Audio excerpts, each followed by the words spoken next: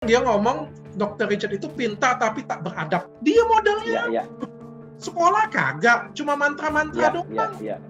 Kok bisa 25 juta kan nggak make sense. Gue tersinggung sih sebagai dokter. Giliran pun sekolah kagak, sertifikat nggak punya, bikin izinnya enak banget kayak gitu punya, dan pengobatannya bisa semua cabang. Kalau dia memang bisa santet, gue sudah disantet dia. Kalau memang Udin bisa buktiin ke gue ada yang paling depan belain dia. Ini gue belum pernah ngomong di tempat lain ya. Hampir mati. Dari Pasadena, California, Amerika Serikat, selamat malam. Dan dari Palembang, Indonesia, selamat siang. Inilah dia, The Real Rumah Uya. Halo dok, Assalamualaikum. Hai Mas Uya, sudah kangen nih. Kapan pulang? Waduh, masih lama. Kita masih ada urusan-urusan yang harus dituntaskan di sini nih. Menganterin anak loh. Iya, masalahnya kan ini rumah buat cinta di sini kan masih benar-benar dari kosong nih, belum isi ya kan. Oh, oke. Iya. Si abang cari lo soalnya. Kenapa? Si abang cari lo, dia kangen sama lo. Tenang, sampai di sini pun Abang Rasman tetap terpantau, dan hebatnya setiap gue ketemu orang Indonesia di sini pasti nanya, gimana Rasman? Wow. Top kan? Keren, ya kan? Semua loh. Mostly orang Indonesia ketemu gue pasti nanya. Mantap. Artinya dia terkenal banget. Jadi pencariannya itu kalau di Google nanti kalau dicari Uya itu bawahnya langsung keluar ya. Rasman ya. Waduh, kalau nyari Rasman keluar gue juga gitu. Tapi masalahnya Dr. Richard, lu gue tinggal ke Amerika, kok justru dari masalah Rasman, lu berpindah ke masalah dukun. Gue kagak ke dukun sebenarnya, bukan ke dukunnya sebenarnya. Tapi pengobatan yang abal-abal. Jadi sebenarnya pada waktu ceritanya itu pada waktu masalah ini lagi viral-viralnya si pesulap merah. Kan aku ngelihat dan aku tuh terkejut banget. Terkejut itu kayak gila ya, kontennya ini bagus banget. Sebagai sesama yang punya konten edukasi, aku tuh kayak appreciate banget kayak gitu kan ngelihat si Marcel, gila bagus banget konten dia, tapi kayak gue nggak pernah lihat dia sedikit pun kayak gitu. Dan jadi kayak appreciate banget lah, dan aku tuh ngerasa kayak Marcel tuh kayak diriku banget kayak gitu punya, tapi beda dari segmen ya. Kalau aku kan ke kriminal, kalau dia itu lebih ke perdukunan, jadi kayak perdukunan abal-abal gitu kan. Jadi tuh aku happy banget dan aku ngehubungin Marcel kan, terus dia langsung kontak, aku juga pengen collab dengan Dr. Richard, dia bilang kan. Ya jadi kita ngobrol banyak tentang kalau orang lain itu ngomongin soal ributnya, jadi kayak Marcel versus Gus Samsudin kan ribut kan mereka. Mereka kayak di adu domba, tapi adu domba sih, dikonfrontir lah mungkin ya. Kalau aku nggak tertarik justru, aku nggak tertarik sedikit pun. Aku tertariknya justru ke kontennya Marcel ini itu bisa dijadikan titik balik untuk mengedukasi masyarakat bahwa pengobatan yang benar itu yang bagaimana gitu. Itu awalnya ya. Itu awalnya pengobatan yang abal-abal kan banyak kan. Dukun-dukun itu kayak gue tersinggung sih sebagai dokter, dokter ini bukan sebagai dokter estetik ya. Kita seorang dokter itu kayak bikin izin praktek itu susah, bikin izin SIP susah, bikin klinik susah kayak gitu kan. Terus sekolahnya lama lagi. Terus kok giliran pun sekolah kagak, sertifikat nggak punya, bikin izinnya enak banget kayak gitu punya, dan pengobatannya bisa semua cabang. Kan Nah, makanya ini kita lihat dua artikel ya. Ini ada artikel nih. Ngamuk usai dipermalukan habis-habisan. Gus Samsudin beri sumpah serapah ke Dr. Richard Lee. Gus Samsudin klaim tak cari duit dan popularitas. Dr. Richard Lee bongkar bayaran saat datang podcast. Oke. Ini gimana sih? Emang lu ngebongkar bayaran dia, emang dia dibayar berapa waktu itu? Enggak, gue nggak bongkar bayaran dia. Kan habis ini nih ceritanya kayak gini, kan pagi-pagi itu kan janjian collab dengan Marcel. Habis itu tim bilang, Dok, Gus Samsudin mau collab dengan kita, tapi dia minta duit transport katanya. Berapa? Nah, terus gue bilang kan ya, boleh dong berapa? Gue bilang kan. Terus anak buahnya bilang, nggak ada angka, disamain aja dengan tarif TV. Gue bilang kan tarif TV kan 500.000 sampai 1,5 juta kan. Ya udah gue bilang kasih gila 1,5 lah, gue bilang kayak gitu kan. Terus dia bilang juga dia nggak patok angka, pokoknya kasih aja dia bilang. Ya. Udah gue kasih melalui staff gue dong. Salahnya di mana coba? Nah, oke, tapi lo ngomong tuh bayarannya 1,5 juta gitu. Gara-gara besoknya dia ngomel-ngomel, di gue liatnya di TikTok sih, gue nggak lihat YouTube dia sih. Dia ngomong ke dokter Richard tuh menghina dia, ngasih 1,5 juta katanya kan. Terus 1,5 juta itu dia kasih ke supir, dia bilang. Mohon maaf ya, supirnya itu aku yang pesenin loh. Maksudnya? Supirnya yang dia pulang dari tempat gue, pulang ke tempat dia, kan gue yang pesenin supirnya, anak buah gue yang pesenin. Jadi nggak mungkin dia kasih supirnya 1,5. Oh, jadi dia bohong dong? Nggak tahu gue. Kan nggak mungkin, karena supirnya gue yang pesenin. Masa lo kasih supirnya 1,5 juta ya, tapi nggak tahu ya kalau dia baik hati banget ya. Oh gitu ya? Iya. Nah, tapi habis itu kenapa Gus Samsudin yang ngamuk-ngamuk tuh kenapa? Sampai nyumpahin sumpah serapah gitu. Dia ngomong Dr. Richard itu pintar tapi tak beradab, dia bilang seperti itu. Jadi dia bilang Dr. Richard itu pintar tapi tak beradab. Gue nggak tahu kenapa. Padahal kan sebenarnya baik-baik aja. Dan di akhir podcast juga kita ngomong bahwa saya minta maaf dan kita no hard feeling ya. Habis selesai ini nggak ada apa-apa, nggak ada tuntutan hukum juga. Aku bilang gitu juga. Oke, baik-baik semua tuh, salam-salaman sempat. Dia minta foto bareng, habis itu pulang ya baik-baik aja. Gue juga terkejut. Kenapa dia bilang seperti itu? Kalau menurutku sih mungkin karena ya kan kita kan debat terbuka di situ ya. Ya kan kalau debat terbuka dan dia nggak bisa jawab dengan baik pertanyaanku atau blunder jawab pertanyaanku, kan nggak pas ya kalau misalnya disalahkan kepada saya ya kayak gitu ya. Ya dia sendiri yang salah jawab, kan ngomong apa coba? Oke. Nah, tapi ada artikel nih. Gus Samsudin tarik benda gaib di podcast Dr. Richard Lee. Terus asistennya terciduk menaruh sesuatu di sudut ruangan. Apa sih sebenarnya? Nggak tahu gue. Jadi dia kan bilang sudah selesai, kan intinya kan waktu di podcast itu kan gue bilang pembuktian. Dia nggak mau pembuktian. Kalau gue nggak salah nih ya, dia bilang kalau pembuktian itu katanya musyrik katanya. Jadi kayak sombong lah kayak gitu punya kan, nggak boleh gitu kan. Setelah habis selesai off cam, dia bilang dia mau tarik benda gaib. Ya kan, di sini ada sesuatu nih dia bilang kan. Oh, itu di luar podcast nih ya? Di luar podcast sudah mati, kamera sudah mati. Terus gue bilang, tentang, ulang dulu. Gue bilang, hidupin kamera. Gue bilang kan, hidupin dia kamera kan. Dia hidupin, gue hidupin kamera. Ini ada sesuatu dia bilang sini. Dia bilang dokter aja yang ngambil. Jadi dia bilang tangan dokter kayak gini. Dia bilang tangannya seperti ini punya. Pejamkan mata, ikutin semuanya katanya. Ikutin benar-benar dari dalam. Gue pejam kan, gue ikutin. Dan itu benar-benar gue ikutin banget.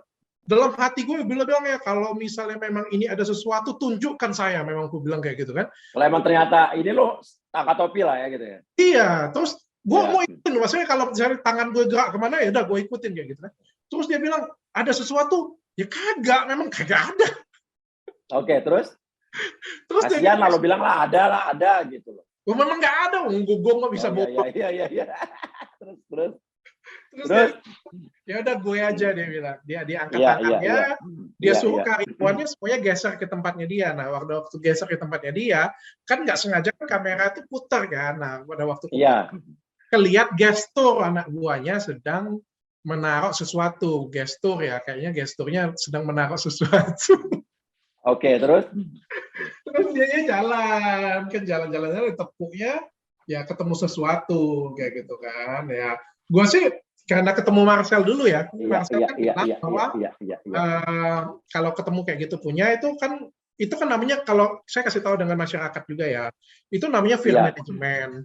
Ya, fear management itu ada, dan fear management itu paling sering dipakai di dalam dunia marketing untuk menakut-nakutin orang supaya beli. Nah, gue kan lihat kayak gitu, ini fear management nih dalam hati gue kan. Terus kalau kita ikutin fear management itu, maka akan menjadi fear beneran. Dan kalau fear beneran biasanya menjadi penyakit untuk selanjutnya. Makanya gue langsung kasih kayak positive vibe lah ke situ kan. Langsung begitu dia mau ketemu itu, langsung bilang positive vibe-nya adalah, oh mungkin ini yang buat klinik gue makin laris. Oke. Terus dia langsung bilang, oh bisa jadi dok. Berarti kan positif. Oh langsung diain. Kan? Iya. Gue langsung ambil, bilang untuk saya aja ya, souvenir, gue bilang seperti itu.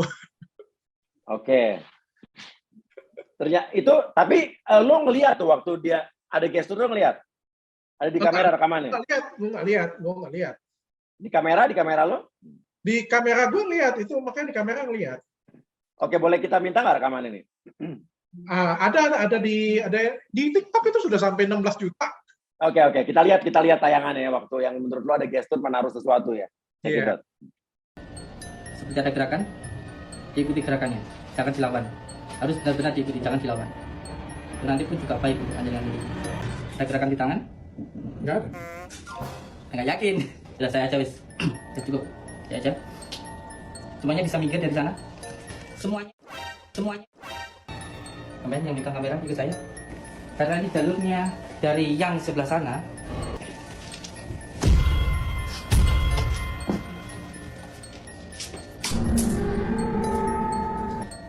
Jadi sejenis melati begitu, yang memang biasanya di tempat itu ada sesuatu hal yang menjadi daya tarik, bukan hanya secara zahiriahnya saja, tapi juga secara batinnya.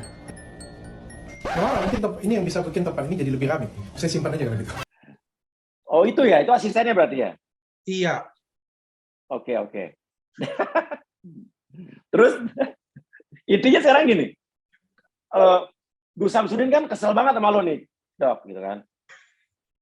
Bener nggak? Nggak tahu gue. Nggak pernah komunikasi lagi gue. Ya pastilah. Nih coba. Kita lihat videonya nih. Biar dia lo tahu gimana kesalahan dia nih. Kita putar nih. Saya diundang di Dr. Richard. Saya mendapatkan undangan dengan cara yang baik-baik. Saya diundang dengan cara yang baik. Karena ketika diundang ya maka harus datang. Ketika datang di sana saya disiapkan pisau loh. Di sana saya disiapkan pisau. Kalau kamu benar-benar sakti, iris tubuh kamu, sayat tubuh kamu. Saya sayat akhirnya. Walaupun saya sudah mengelak berkali-kali bekas irisan-irisan tangan saya. Saya itu hanya berdoa, semuanya saya pasrahkan kepada Allah. Tapi lama-kelamaan kok seperti menyepelekan menurut saya, mengejek. Akhirnya saya ambil pisaunya itu. Saya iris-iriskan ke tubuh saya ini. Akhirnya saya dimarahi sama istri saya. Seolah-olah kalau saya meladeni, saya seperti sombong, tidak dilayani, kita tidak berani. Ya seperti inilah orang-orang yang menurut saya pintar tapi tidak beradab ya. Ya sampaikan aja lah ke Dokter Richard ya. Mohon maaf kalau ada kata-kata saya tidak baik, tapi ini kenyataannya. Saya menerima undangan panjenengan dengan penuh sopan. Mas Uya, itu kalau kalau gue laporin itu kena nggak pencemaran nama baik? Kenapa? Kalau gue laporin kena nggak itu pencemaran nama baik? Pintar tapi tidak beradab. Tapi lo dibilang pinter dong. Tapi tidak beradab. Ya udah imbang lah. At least lo dibilang pinter, ya kan? Bener gak? Loh, sekarang gue tanya nih, musuh lo nih. Lo harus ngaku bahwa musuh lo sekarang Gus Samsudin Marasma. Enggak. Itu enggak. Dia lawan lo lah. Bro. Gini ya, gue bilang ya. Orang yang sekarang membenci lo nih intinya ya. Nah, kalau menurut gue, kalau disuruh milih antara dua nih, Rasman dengan Gus Samsudin, lo lebih takut siapa? Harus jawab, nggak boleh nggak jawab. Takut abang, lebih takut abang gue. Oh kenapa? Soalnya dia berkuasa gila. Dia kan jubirnya Jokowi Ma'ruf. Ini gitu ya? pengacaranya Pak BG. Takut lah gue. Ya. Sama dukun nggak takut? Nggak takut disantet ntar sama dukun-dukun siapa gitu? Kalau dia memang bisa santet, gue sudah disantet dia. Dan sebelum jadwal gue, Marcel duluan yang kena, bukan gue. Oh gitu ya? Gue giliran gue mah bukan pertama. Iya. Tapi ini ada artikel nih. Dr. Richard Lee masuk rumah sakit usai podcast sama Ustadz dari Sulaiman. Kena santet? Benar. Awalnya gue pikir juga kayak gitu. Ini gue belum pernah ngomong di tempat lain ya. Hampir mati. Karena ada artikel lagi nih.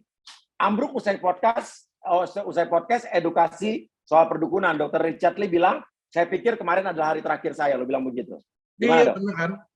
Jadi gue tahu gue ada mah, kan gue tahu gue ada mah. Cuma nggak sampai seberat itu. Dan kemarin tuh habis Ustadz Dery kan sampai jam 8 malam tuh. Jam 8 malam tuh perjalanan 10 menit itu gue sudah mabok. Jadi kayak mabok perjalanan gitu. Gue minta berhenti, datang ke restoran. Pas jalan itu gue sudah muntah, tapi muntah angin gitu kan, bukan muntah akunya. Terus gue datang ke restoran tuh pesen. Gue pikir pesen bubur aja lah supaya cepat masuk kan ya gitu kan. Terus tangan gue kesemutan. Biasanya itu nggak pernah. Kesemutan, tangan kesemutan, kaki kesemutan, perut kesemutan, bibir gue kesemutan. Dan kesemutan itu berat banget. Sampai gue tuh nggak bisa ngerasain lagi apa yang gue pegang. Belum pernah sebelumnya kayak gitu? Belum pernah. Itu sakit. Itu mabuk. Mabuk kayak gimana. Oke. Mah dan mabuk. Terus gue baring di kursi. Gue sampai ajudan gue angkat ke kaki. Gue bilang, angkat kaki gue. Terus gue bilang, telepon ambulans. Aku bilang kan. Telepon ambulans. Ambulansnya sibuk juga, akhirnya ke rumah sakit. Sampai di rumah sakit, gue pikir, gila, sampai perjalanan rumah sakit itu, gue pikir, mati deh gue kali ini. Tapi gue nggak pernah kepikiran. Sedikit pun nggak pernah. Gue tahu itu sakit mah. Dan itu mah dan vertigoku kambuh. Tapi memang nggak pernah sebat itu. Lo nggak pikir ada hubungannya tuh kan? Enggak lah ya. Sempet terpikir nggak? Wah, kena santet nih gitu.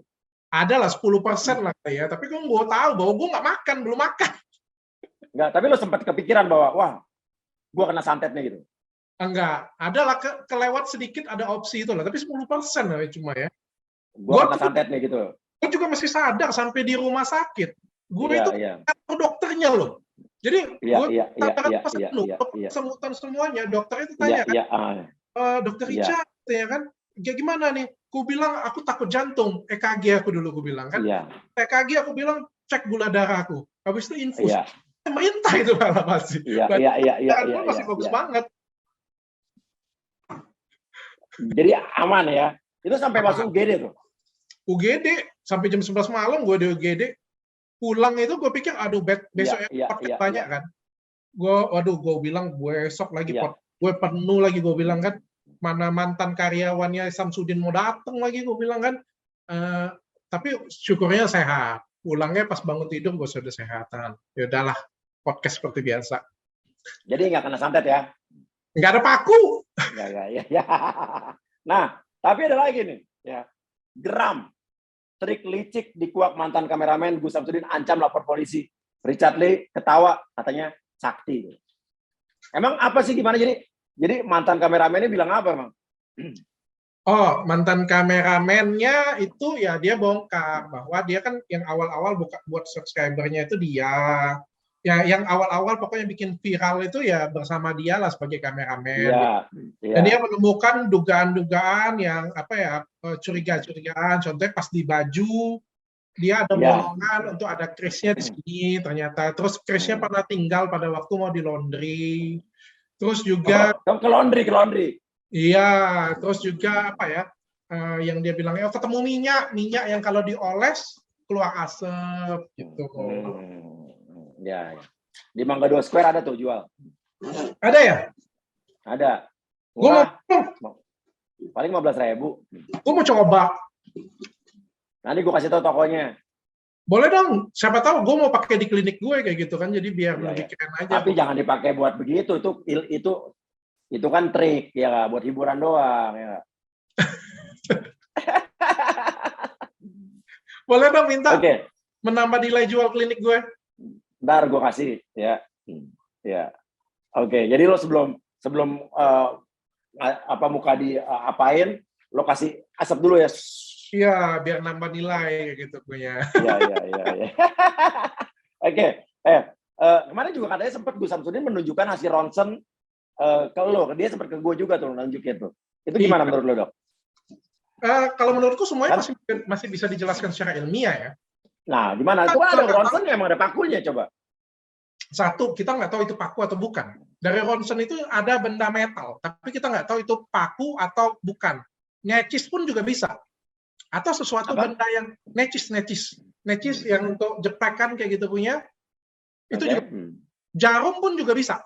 Jadi kalau jarum dia masukin ke situ juga bisa. Dan orang kalau di sini setahu gue ya, kita itu percaya ilmiah karena gue sekolah kan tinggi dia ilmiah juga ya. Jadi kita tuh ada beberapa manusia itu punya kelainan. Contohnya ada orang yang kelainan itu memakan sesuatu hal yang bukan makanan. Jadi kayak plastik, paku, itu dimakan. Nah, kelainan itu namanya pika. Nah, itu bisa terjadi. Jadi dia bisa masukin sendiri ke badan dia sendiri, karena dia ODGJ. Itu bisa jadi terjadi. Kan kita kan nggak meriksa. Bisa jadi. Ya kan dia kasih ronsen, kan kita kan nggak tahu.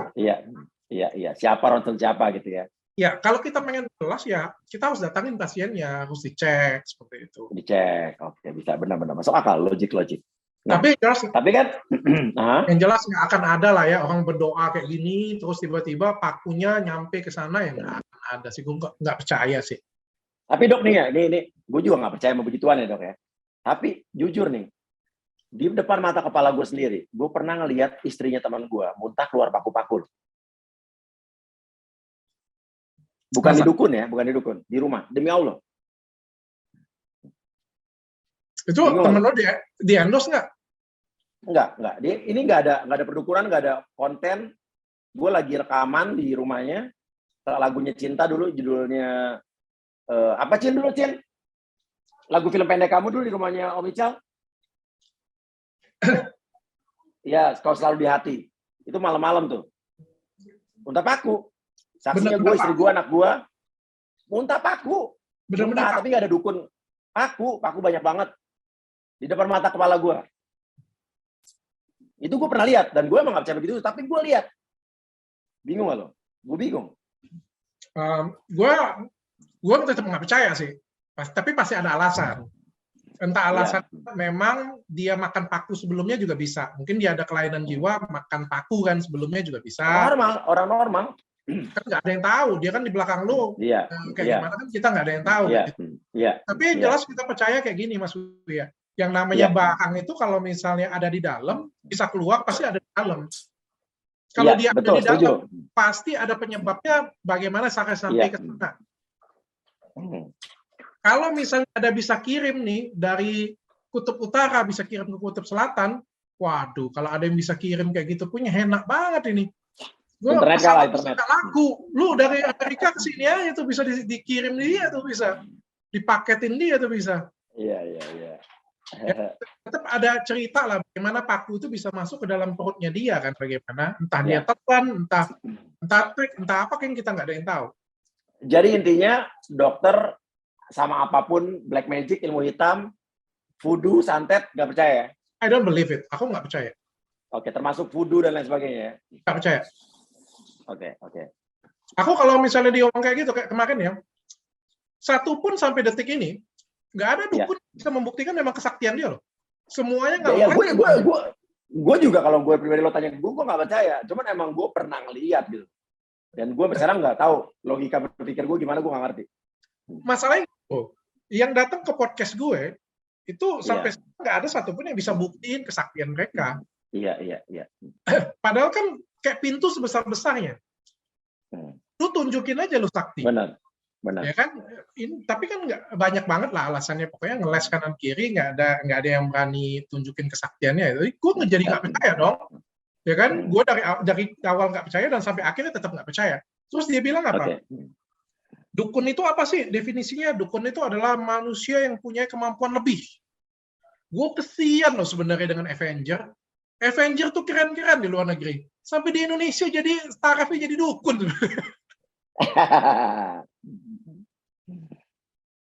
Iya. Oke, dok. Tapi Dokter Richard sempat tersinggung gara-gara perkataan Gus Samsudin tentang dokter yang katanya disamakan dengan dukun, betul? Kagak. Jadi gini, Mas Uya. Aku ngelihatnya lucu dan aku nggak tersakiti sama sekali. Beda dengan waktu kemarin aku berantem dengan siapa kayak gitu punya ya. Itu juga mungkin aku juga belum sampai taraf. Sekarang ini Mas Uya ini salah satu yang menginspirasiku sebenarnya. Kenapa dok? Jadi kan waktu dengan Gus Samsudin, gue kan ngelihat ini kan nggak benar. Apa yang disampaikannya juga tidak mendidik dan tidak benar lah, yaitu pengobatannya abal-abal. Jadi kan gue coba buka secara pengobatan abal-abalnya. Apa sih pengobatan abal-abal bagaimana? Terus kalau gue ladenin, kan dia bilang Dokter Richard itu pintar tapi tidak beradab. Kalau gue ladenin, ini akan jadi berantem.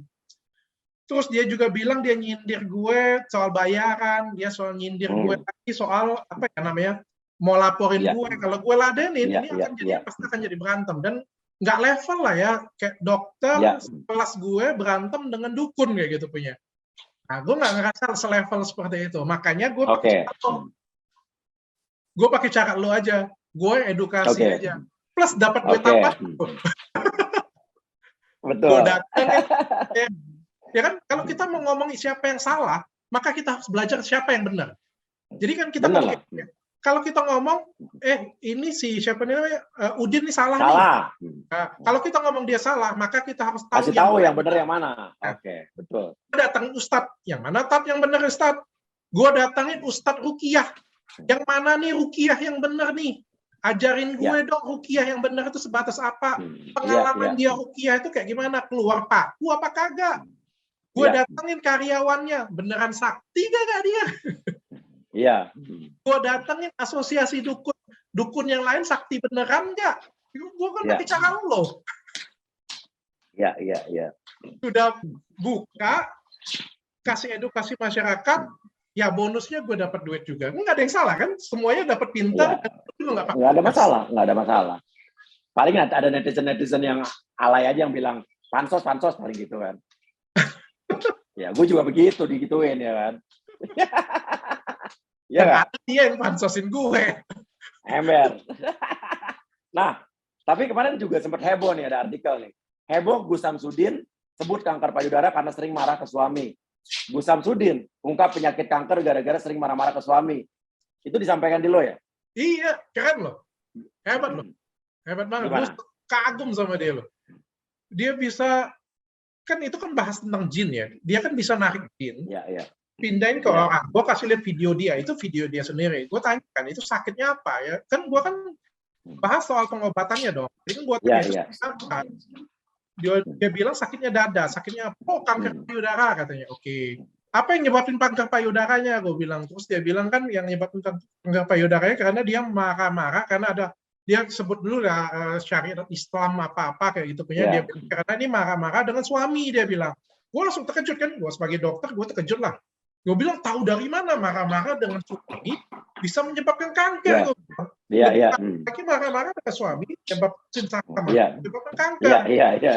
Oh ya, itu jelas. Dia bilang begini, oh jadi kan marah-marah dengan suami itu bisa menyebabkan kanker? Iya. Oh, gue bilang oke, teori baru. Ya udahlah, gue bilang, gue okein aja dulu biar nanti kan viral sendiri nanti. Iya. Kita aja sebagai dokter itu nggak bisa kasih judgment, ngasih pernyataan penyebab kanker, karena kanker ini kan unknown ya. Beda dengan TBC. Kalau TBC ini kan penyakitnya disebabkan oleh bakteri tuberkulosis kan. Ini sudah jelas. Ya. Kalau misalnya kita ngomong sakit batuk disebabkan oleh virus ini, itu sudah jelas. Kalau misalnya herpes disebabkan oleh virus ini, itu semuanya jelas. Ya.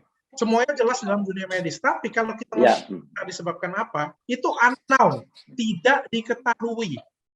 Adanya itu adalah faktor yang menyebabkan kanker, faktor-faktor yang memperbesar penyebab kanker, rokok, alkohol, yang lain sebagainya. Tapi kita nggak bisa ngomong loh, rokok itu pasti nyebabin kanker. Kalau pasti, maka nggak boleh pasti jual. Iya. Ini hebat ini, Udin. Betul. Dia bisa kalah-kalahin profesor. Udin yang paling sakti. Namanya Gus Samsudin. Oh, ada yang kurang sebenarnya. Gue kan sudah pakai cara lo nih. Yang belum itu lagu. Oh, mau gue buatin lagu apa enggak nih? Karena nggak ada lo, nggak ada yang buatin lagu. Kan gue bisa buat lagu dari sini. Oh, lo bisa buat lagu dari situ. Ya, mau nggak? Buat dong lagu Udin dong. Ya. Kalau mau gue buatin nih. Mumpung gue lagi nggak banyak kerjaan di Amerika. Lagu 2 menit saja juga gue mau keluar nih minggu depan. Belum keluar? Baru mau. Udin dong, lagi panas nih Udin. Iya, boleh. Oke. Dok, terakhir lo katanya juga dikritik gara-gara undang Gus Samsudin. Bener nggak? Ya, ada lah omongan miring seperti itu ada. Terus lo katanya nggak mau memberi panggung lagi buat para dukun, itu benar nggak? Oh, enggak, bukan seperti itu ya. Sebenarnya jujurnya dari awal waktu ngundang Udin aja, gue kan nggak begitu oke ya, karena menurutku ini nggak sesuai dengan pesanku ya. Tapi setelah dijelaskan oleh timku ada bagusnya sih. Kenapa? Ini sesuatu yang amat sangat viral dan ini bisa kumanfaatkan untuk ngasih edukasi mana yang benar. That's right. Memang ini sesuatu hal yang salah. Kalau kita kasih panggung, misalnya gue tanya-tanyain kayak gitu punya, oke itu sesuatu hal yang salah. Atau gue konfrontir, atau gue misalnya ngebelain itu sesuatu hal yang salah. Makanya di panggung itu, gue tuh judulnya itu debat. Kenapa? Karena sejak dari awal gue sudah memposisikan diri gue itu berseberangan dengan dia. Malah gue dari awal kalimat pembukanya itu adalah gue sudah bilang bahwa aku nggak setuju dengan kau dan aku juga tidak percaya dengan dirimu. Buatlah diriku percaya di podcast ini. Jadi aku kasih kesempatan dia untuk membuat aku percaya di situ. Jadi aku sudah, dan setelah selesai dari sana, aku kan mencoba mengkontari dari sisi ilmiah. Jadi dia sampaikan sesuatu, gue counter dari sisi ilmiah, dan setelah selesai, ini bukan tanggung jawabku lagi, karena dia ada banyak ngomong soal agama. Dan kalau menurutku, kalau soal anak agama, aku akan biarkan ahlinya nanti akan berbicara. Dan ini pakai caranya lanjut ya. Iya. Benar. Tapi terakhir lo juga sempat ngatain Gus Samsudin blok bukan? Oh, bukan Gus Samsudin yang gue bilangin blok. Nih, lihat videonya nih, coba. Kalau setelah ini viral, masih ada yang mau berobat bayar 2,5 juta, 1,5 juta, 25 juta uang goblok. Habis goblok yang nggak tahu lagi aku ngomong apa. Ya gok lah. Ya kalau ada yang ngomong, tapi kan kalau misal pergi ke dokter dicabut pakunya juga mahal kan? Ya dokter itu sekolahnya tinggi, Pak. Dokter itu sekolahnya lama, minimal 6 tahun. Kalau spesialis bisa sampai belasan tahun, wajar kalau mahal. Ini sekolah kagak, dapat sertifikat kagak, asal jampi-jampi, nipu pula, bayar 2,5 juta, blok. Ya, sorry ya Mang Udin ya, sorry ya. Jadi kalian semuanya tolong deh yang waras dikit. Ke dokter di Indonesia aja nggak semahal itu tarif dokter di Singapura itu. Ini kok dukun tarifnya dokter di Singapura sih, aneh. Ke dokter mahal karena pakai modal. Itu ke dukun modalnya apa? Itu siapa maksudnya tuh? Pasien yang gue masukin blok. Itu apa sih bagaimana? Itu kan Gus Samsudin itu kan narik tarifnya 2,5 juta, 1,5 juta. Yeah. Ada yang 25 juta, ada yang 5 juta. Setelah gue bilang kan setelah kasus ini viral, kalau ada yang mau bayar dia 2,5 juta, 1,5 juta, 25 juta, ya blok. Oh, jadi dia orang blok kalau begitu ya? Ya yang mau bayar dia segitu yang blok. Kenapa gue bilang blok? Sorry banget lah, gue nggak kasar itu sebenarnya. Gue bilang blok tuh karena kan kalau dia ngomong kan, ini ya aku ngambil paku nih. Kalau aku ngambil paku, kalau misalnya ke dokter ngambil paku berapa katanya? Wajar dong. Kalau aku minta, kalau menurutku nggak wajar. Kenapa? Karena kalau ke dokter kita kan bayar ya. Sekolahnya kan bayar. Sekolahnya lama loh. 6 tahun, belasan tahun. Belum lagi modal bikin klinik, modal beli peralatan klinik, modal suster. Dia modalnya sekolah kagak, cuma mantra-mantra doang. Kok bisa 25 juta kan nggak make sense. Iya. Jadi orang yang mau bayar dia segitu, itu dia benar-benar goblok gitu. Iya.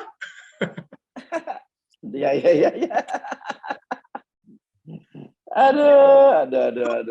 Gue tuh pengen lu dateng kali. Gue tuh pengen lu ke Indonesia. Gue mau suruh lu tuh duel sama Udin. Lu kan jago hipnotis tuh. Duel. Iya, bisa. Aduh. Ya udah, tapi menarik banget Dok. Gue senang gue ngeliat konten lo beberapa hari ini, terhibur banget. Keren. Selama yang kita lakukan adalah untuk sebuah kebaikan dan kebenaran, nggak masalah. Kita mau buat konten nggak masalah. Gue ngeliat kayak gini ya, ini adalah kesempatan. Ini bukan masalah duit. Lu tahu sendiri gue nggak pernah cari duit dari YouTube loh. Beneran. Iyalah, gue juga. Meskipun kayak gini ya, gue senang sih. YouTube-nya banyak yang nonton, mungkin dapat. Ya. Tapi gue bilang sampai detik ini 2 tahun sudah rekening YouTube gue nggak pernah gue lihat. Kenapa? Karena memang gue nggak pernah cari duit dari media sosial, gue nggak pernah cari duit dari YouTube. Gue nggak pernah. Meskipun memang dapat duit, tapi gue nggak pernah cari duit dari sana. Gue itu pengusaha dan YouTube itu gue cuma pakai untuk edukasi masyarakat aja. Dan kayak gini punya, ketika gue podcast, gue harus pergi ke Jakarta. Gue pergi ke Jakarta kan pakai tim rame-rame. Gue juga bisnis. Belum lagi sewa mobil, ngabisin duit gue sebenarnya. Tapi gue nggak peduli. Yang gue pikirin adalah, oke, ini sesuatu hal yang viral. Coba bayangin, kalau misalnya kasus Udin ini nggak ada, dan gue yang ngomong tentang pengobatan abal-abal, ada nggak yang mau dengar? Nggak ada. Ya, jadi ini ada benefitnya dan untuk kebaikan, kan ada edukasi ya. Ini momennya. Edutainment. Nah, ketika gue bilang misalnya ruqyah itu bisanya cuma ini loh, ruqyah itu memang hebat, tapi kemampuannya adalah sini. Ruqyah itu juga harus berobat medis, bukan enggak. Kalau gue ngomong itu, kalau nggak ada cerita Udin ini, nggak ada yang mau nonton. Iyalah, sama seperti kayak kita ngebahas soal Rasman dan lain sebagainya. Kalau kita tidak ada Rasman, ya kita ngebahas soal hukum, siapa yang mau denger? Tapi kan gara-gara ini, orang biasa, orang awam pun jadi senang dan tahu soal hukum. Nah, ya kan? Ada edukasi dari tahu bagaimana pengacara yang benar dan lain bla bla bla sebagainya. Bagaimana aturan-aturan atau undang-undang yang berlaku di Indonesia. Tapi kalau bicara duit, AdSense gua kalau gua buat acara prank hiburan jauh berkali-kali lipat dibanding AdSense gua buat beginian. Iya, memang kayak gitu. Iya kan, malah kadang-kadang lebih banyak pengeluaran daripada pemasukannya. Betul. Capek lagi, Pak. Tapi yang penting kan fungsinya. Yang penting unsur edukasinya nyampe. Benar. Dr. Richard, kemarin lo sempat bilang juga bahwa lo sempat nggak mau naikin podcast yang sama pengacara dukun se-Indonesia tuh. Kenapa? Aduh, kenapa ya? Karena menurutku aku melihat asas manfaat sih. Aku ngelihat asas manfaat dan menurutku agak sedikit kurang bermanfaat ya. Makanya aku agak sedikit mau naik enggak naik lah kayak Lia, aku bilang kayak gitu ya. Tapi tim-timku bilang ya naik aja, dia bilang. Toh ada pembahasan yang bisa dibahas berikutnya kayak gitu punya kan. Kalau mungkin kayak gini, ada satu konten yang mungkin satu konten nggak ada unsur edukasinya sama sekali lah kita naikin. Tapi ini sebagai jembatan konten untuk selanjutnya yang kita bisa bahas edukasinya kayak gitu. Gitu. Iya. Nah, lo sendiri sekarang masih mau nggak kalau lo ketemu sama Gus Samsudin ngomong berdebat sama dia? Dengan dia, gue nggak ada dendam, boleh dong datang dong, temuin dong. Gue malah datang. Kalau dia mau datang lagi, ayo yuk, boleh kita gue kasih lagi ruangan untuk adu kesaktian. Gini aja. Kemarin kan Kang Udin, gue nggak mau panggil Gus. Karena kalau Gus itu kan seolah-olah kan keagamaan ya. Nah, sedangkan dia sendiri juga ngaku bahwa Gus dia itu adalah Cah Bagus. Jadi gue nggak panggil Gus, nanti salah sangka kan. Maka gue panggil Kang Udin aja. Kang Udin, kalau Kang Udin memang, kan Kang Udin kemarin bikin konten tuh dikubur. Ya kan? Dikubur, hidup-hidup, terus jadi hidup. Yuk, sini yuk, ke Jakarta yuk. Kubur lagi di depan gue. Lo yang ngubur? Gue nyaksiin aja. Dia suruh orang lain kubur boleh, gue nyaksiin aja. Gue bikin tenda deh, gue tidur di tenda. Nungguin dia. Tantangan lo tuh ya? Iya. Apalagi lo nantang dia? Apalagi ya? Dia ternyata gue lihat itu jago banget loh. Mindahin jin. Mindahin apa kayak gitu punya kan. Jago banget. Ayolah di depan gue. Di depan gue yuk, akuin. Gue nggak marah kok. Dan kalau misalnya ini ya, kalau memang Udin bisa ngerjainnya, kalau memang Udin bisa buktiin ke gue ada yang paling depan belain dia. Iya.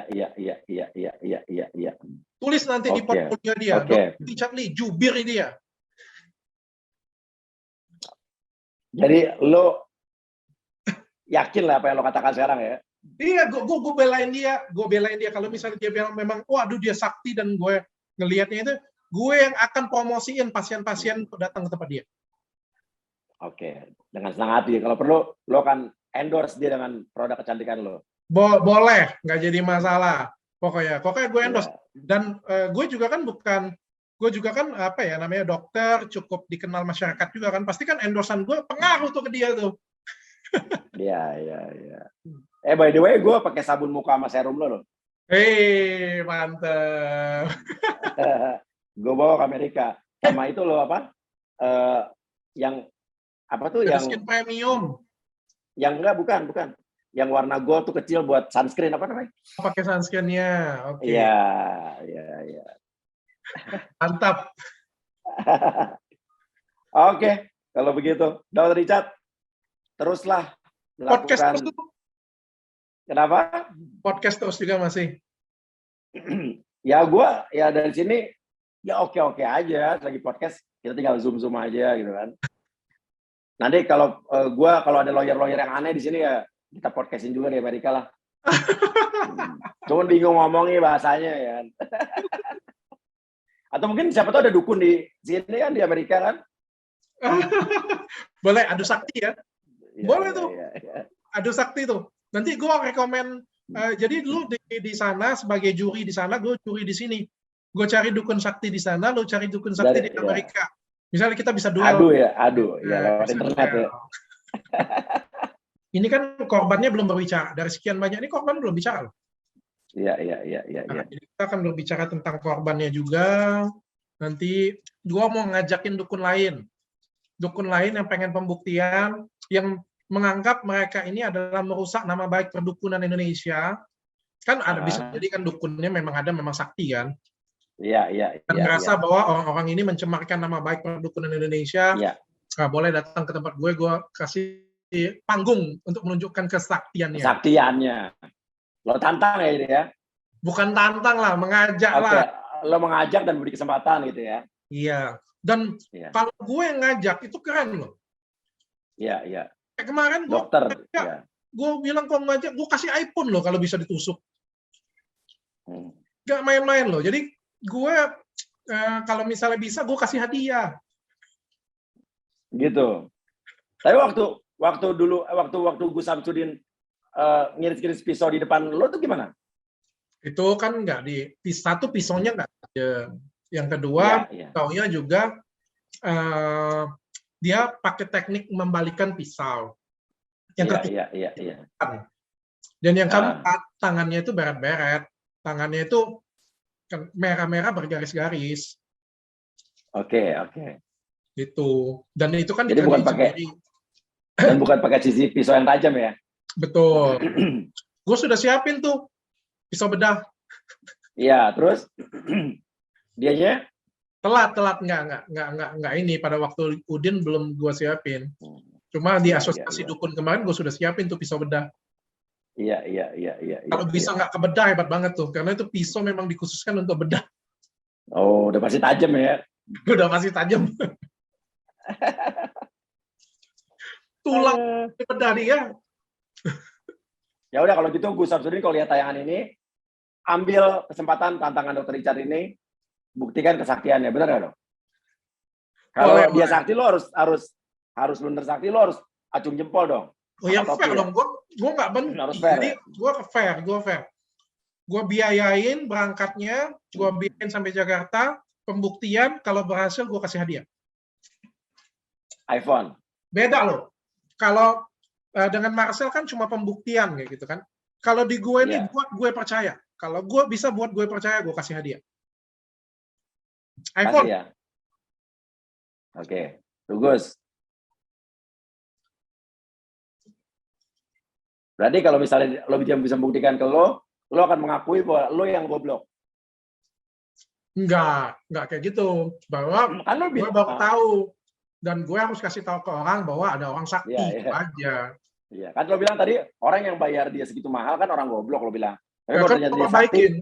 Dan juga kalau kayak gini, kalau bisa dia kuburin diri dia sini 1 jam kali 24 jam, terus dia hidup, gue juga mau bayar dia juga sebagai bodyguard gue. Berarti kan keamanan gue bisa terjamin, gitu kan. Gue mau bayar, udahlah lu nggak usah kerja di situ deh, di sini aja. Kalau gue sakit tolong diobatin, gitu kan. Kalau benar. Sekarang pertanyaan gue terakhir dong. Andai kata lo tinggal hidup bertiga di dunia ini, ada lo, Gus Samsudin dan Rasman Arif Nasution, dan lo harus menyelamatkan salah satu orang di antara 2 orang itu, ya. Dan itu akan menjadi sahabat sejati lo sampai akhir hayat. Lo pilih siapa selamatin? Dua-duanya gue selamatin. Enggak, salah satu. Hidup itu akan terasa indah loh. No. Ini pilihan. Itu sangat menghibur sebenarnya.